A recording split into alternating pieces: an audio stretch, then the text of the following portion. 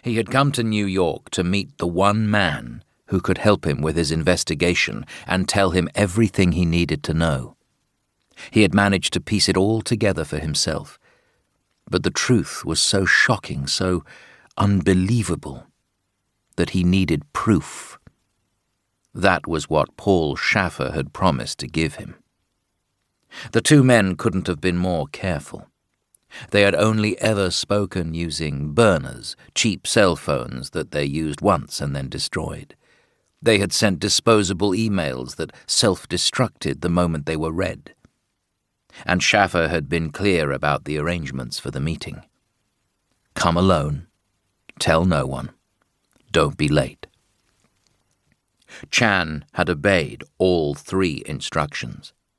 His plane had landed exactly on time at LaGuardia Airport, and he had taken a taxi straight to Soho, a smart area much loved by writers and artists at the southern end of Manhattan. This was where Schaffer lived. The taxi had pulled up in front of a tall red brick structure in Mercer Street, a warehouse that had been converted into a handful of spacious apartments. As he paid the driver and got out, Chan had wondered how much it would cost to buy a place like this. $5 million? 10? Schaffer would easily have been able to afford it. He was one of the most famous video game designers in America, the man behind Zombie Nights 1, 2, and 3. He had joined Real Time, one of the biggest tech companies in America, and had helped them create the shooter Trigger Happy, which had sold 500,000 copies in the week following its launch. Most recently, he had been the guiding force behind the creation of Eden Fall, the augmented reality game that had taken the world by storm. Many people were saying that it was going to be as big as Pokemon Go. Real Time boasted that it already was. Chan had walked up to the door and rung the bell. Nobody had answered. Should that have warned him that something was wrong? Would it have made any difference if he had turned round and left there and then?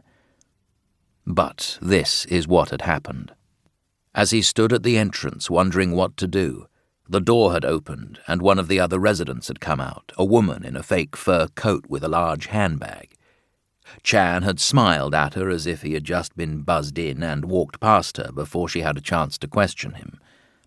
He found himself in a gloomy hallway with a lift on one side, but he had been trained to avoid lifts whenever possible. To any field agent, a lift was a small room with just one metal door and no other way out. He took the stairs. Paul Schaffer owned the penthouse, 6 stories up. When Chan reached the top of the stairs, he saw that the door was ajar, and that should have been another warning. But it was too late to go back now. He knocked and waited. Then, with a rising sense of dread, he pushed the door open and went in. He continued along a wide corridor with a polished wooden floor and brightly coloured marble posters, originals, on the walls. One door opened into a kitchen, old-fashioned but full of modern gadgets. The next led into a bathroom. Chan didn't call out. He moved carefully, making no sound. The instinct that he had developed as a CIA agent told him that he was alone in the apartment, but he couldn't be sure. Once again, he thought of the Sig Sauer P226 that he had left behind.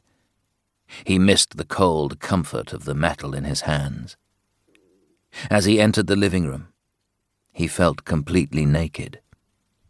The living room was huge, with double-height ceilings and 4 oversized windows with views stretching out over West Broadway.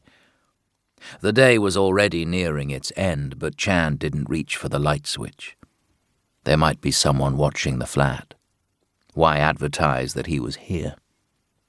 His eyes took in expensive furniture, a jukebox, shelves jammed with photographs and awards, a long metal table surrounded by chairs, a Persian rug.